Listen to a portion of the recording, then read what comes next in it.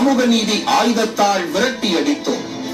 இன்றோ மதவாத கொள்கை எதிரிகள் முன்னிற்க, கொள்கை மறந்த அரசியல் எதிரிகள் கொல்லைப்புறமாக அவர்களுக்கு துணை நிற்க ஓரணியில் திரண்டிருக்கிறது ஆதிக்கத்தின் கூட்டு.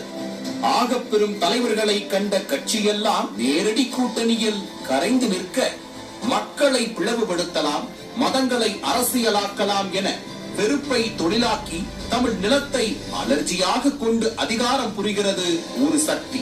கொள்கை பேசி ஆட்சியை வென்று, கொள்கை மறந்து அதிகாரம் சுவைத்து, கொள்ளை ஊழல் மட்டுமே நிர்வாகமாக கொண்டு மாநிலத்தை ஆள்கிறது மற்றொரு சக்தி.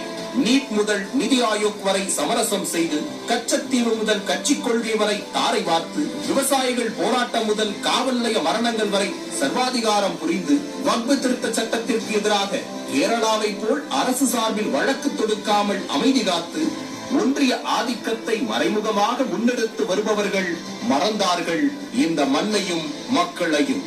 குடும்ப நலனுக்காக மறைமுக கூட்டணி, குறுநில மன்னர்களுக்காக ஐடி, இடி போன்றவற்றிற்கு பயந்து சமரசம், ஊழல் முறைகேட்டை மறைக்க மேலே உறவு, பிரச்சனை வரும்போதெல்லாம் சமாளிக்க விளம்பர வேஷம் என ஒன்றிய ஆதிக்கத்திற்கு அடிபணிந்தவர்கள் மாநில சுயாட்சி உரிமைகளை மிதித்து மொத்தமாக வீழ்ந்தார்கள் அதிகார நலனிற்கு. விளம்பரத்தில் தமிழ் பெருமை பேசுபவர்கள் நம் சோழ அரசின் வரலாற்று பெருமைக்காக செய்தது என்ன? அன்று கோபேக் மோடி என்று போராடியவர்கள் இன்று வெள்ளை குடையுடன் வரவேற்க காரணம் என்ன?